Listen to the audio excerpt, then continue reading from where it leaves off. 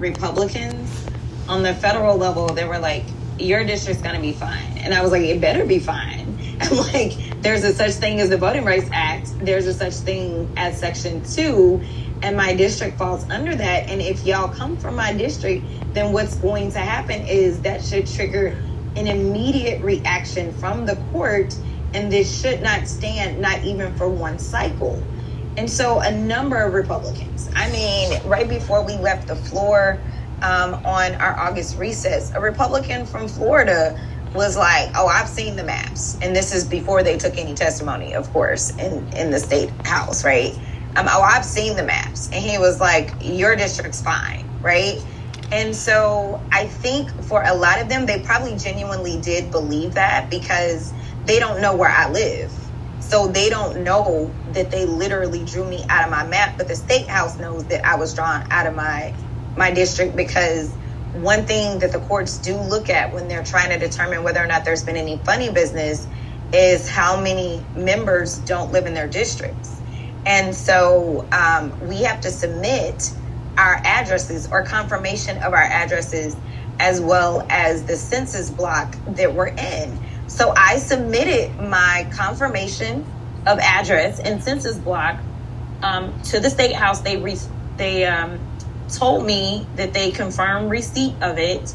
And so I was like, all right, cool. So I didn't know what was going to happen. I knew that there would have to be some shifts because you can't shift those people around me and not touch my district because the districts have to be an exact number, right? So it's like a puzzle piece. Like you have to move something. But literally, they took every economic engine out of my district. I've always had Dallas Love Airport. They took the airport away from me. They took all of downtown away from me, which meant that I lost AT&T. I lost Goldman Sachs. I lost all of my corporate footprint. They took everything out that would bring any kind of money. I lost the medical center. I lost, I fought to get one of the only 3 what we call ARPA-H locations into our district. That was really the biggest thing that I accomplished my first year.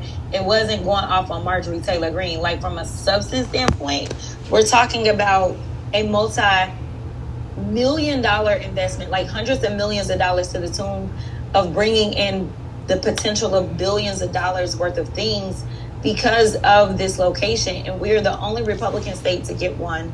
And I was able to fight in a bipartisan way, get that put into my district. And so literally they took that away from me. They've taken everything away from this district that really brought any kind of economics to it, basically, and left it with none of that. And so they did that, and they basically took my district further into Tarrant County, which again is not something that they should be doing. The district prior to redistricting was wholly contained in Dallas County. It should still just be wholly contained within Dallas County. And granted, this is me speaking very frankly, because I actually get better numbers out of Tarrant County. Tarrant County votes for me in a higher percentage than Dallas County does. So this has nothing to do with me as an individual. This has everything to do with doing what's fair and right for the people of Tarrant County. Tarrant County is not Dallas. And so the fights and the issues that they have are completely different. And they deserve to have a representative that is wholly contained in Tarrant County and fighting the fights that they need fought, and to have 30 wholly contained in Dallas. So now I have to decide. The federal rules allow you to run anywhere in the state. So if I wanted to run down in Houston, I technically could. I have to decide if I run where I live, which now they've kind of made it a Latino opportunity district. It was Mark Vesey's district, which Mark Vesey also always served in kind of a Latino opportunity kind of coalition district. It was always more Latinos of citizen voting age population in that district than Black folk. And that's how this district is now made. Or if I run in the district that has, because my district has basically been cut in half. Half of it is where I live. The other half of it is still below 30.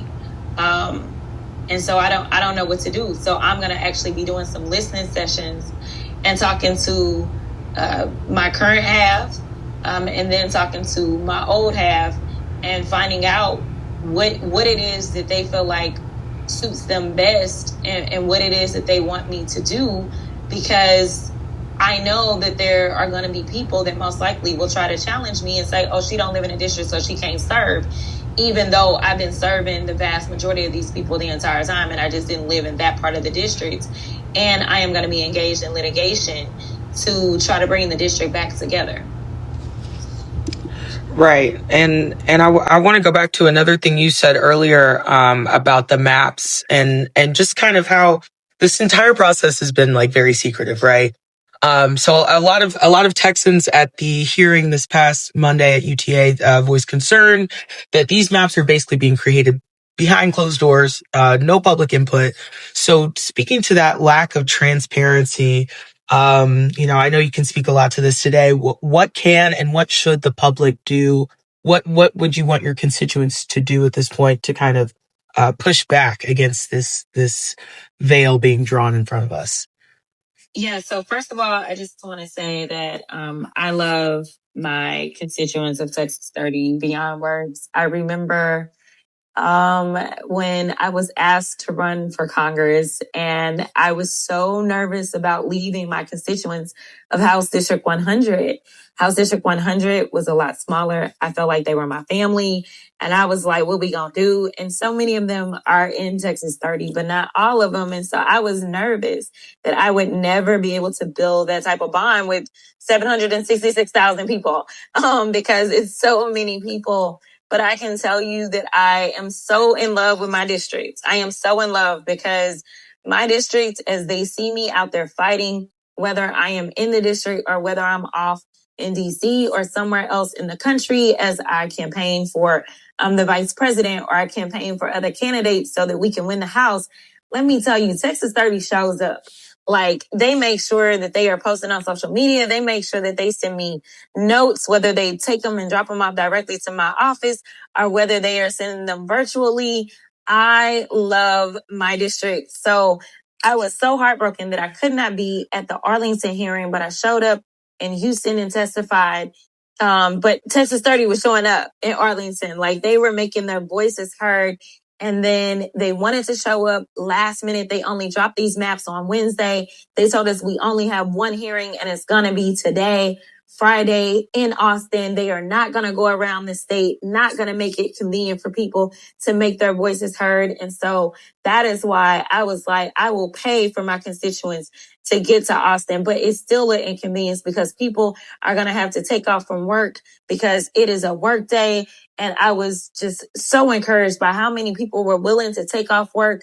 And we're so thankful to know that their Congresswoman was going to pay for the transportation. And of course, anybody that knows anything about me, I'm going to make sure it's going to be as comfortable as possible. So we got nice transportation. We made sure that we had food and snacks because we don't want people to have to worry about anything. When they get here, their meals are going to be taken care of, because I just think that that is what public service looks like. When I am away from my district because I am raising money, I am going to use that money to pour back into my people. And so I get it that a lot of people could not come because it was short notice. That was by design, not a defect.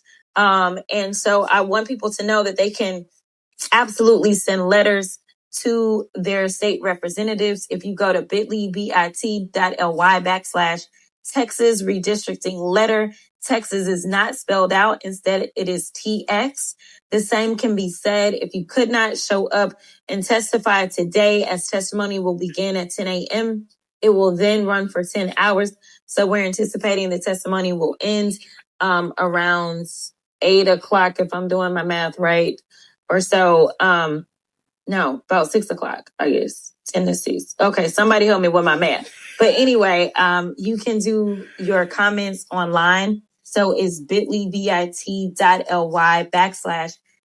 redistricting comment. And again, the it's TX instead of Texas being spelled out. It is so important that y'all go and do this. Listen, I know that it feels like all of these elected leaders are ignoring us because they are not listening. They are doing a lot of stuff for show, but it's important that we put this stuff on the record so that when we go to court, because we will be going to court, I'm happy to say that my lawyer is going to be here with me in Austin today. I have already been engaged in litigation since the last lines were done. So please, please, please make your voices heard.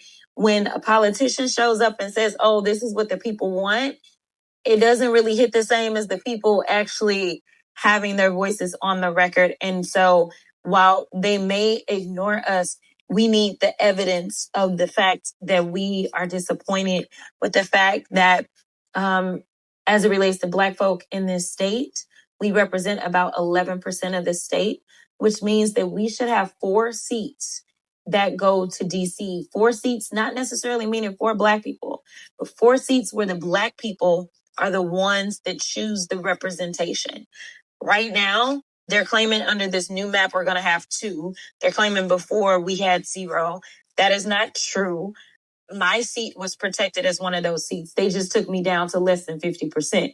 But when my seat was created, it was created with 50%. And so long as they say close enough, then it still enjoyed that protection as a tier 1 seat, tier 1 protection seat under the Voting Rights Act.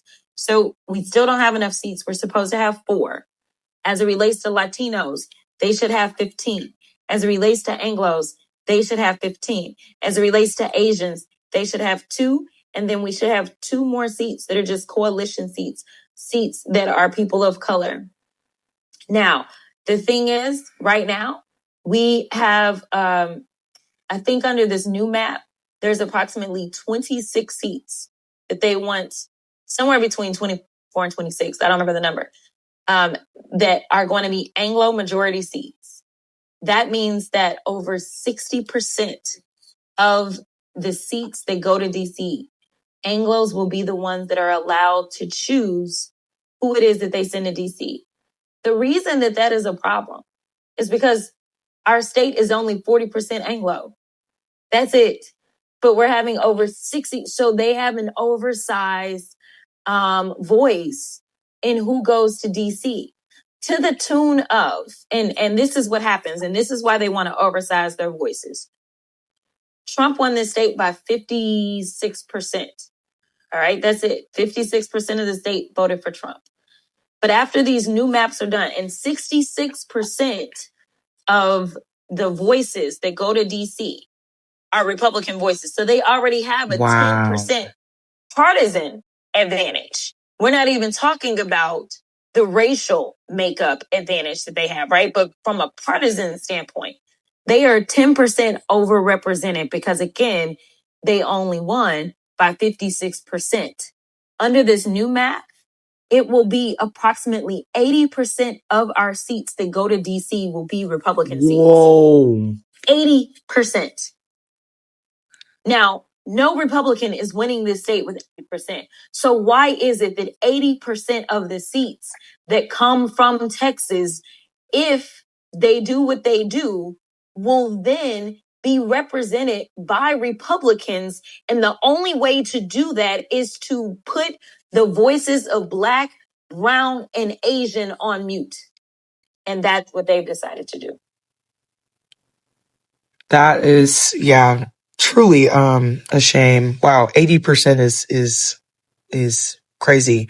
And on that note, I this is going to be my last question for you. You know, given this information, you know, I just want to say, what would you say to, you know, your younger constituents, younger voters who are, you know, maybe this is going to be their introduction into, you know, politics is redistricting and everything that's happening right now, to, you know, younger Black and Brown voters, especially Black and Latino women who kind of maybe feel disillusioned by this entire process, you know, maybe questioning, you know, if civic engagement matters, if their vote counts.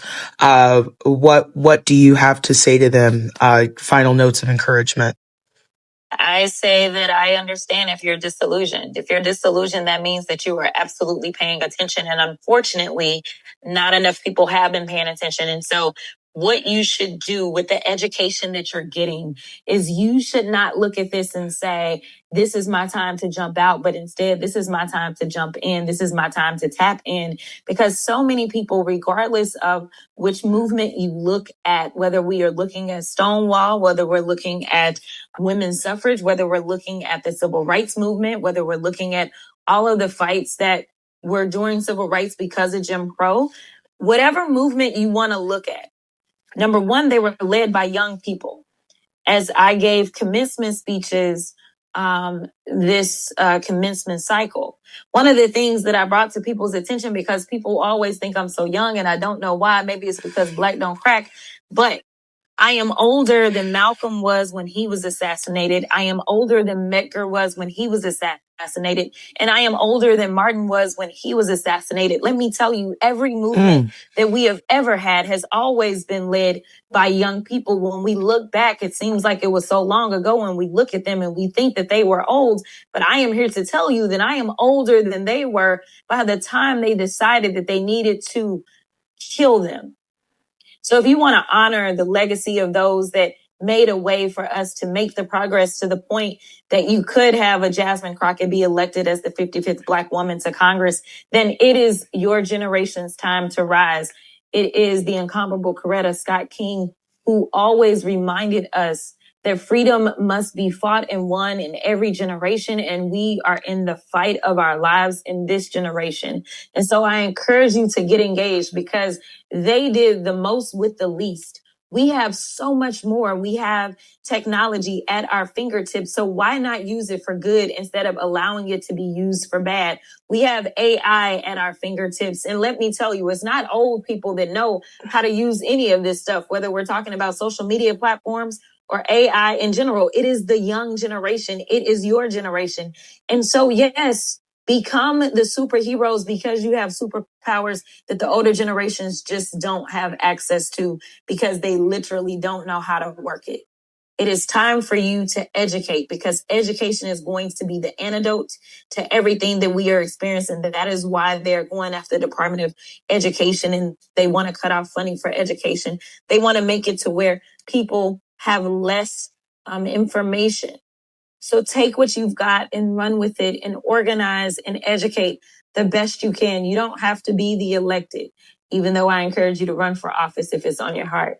There's so many people that play a role in making sure that I can do what I need as a leader. I can't do this by myself. So tap in some way. And I promise you, if we were able to make the progress that allow me to sit within the halls of Congress, there's so much more progress that is left to be made, but only if we recognize our power and we harness that power and we decide that we're going to use our power for good.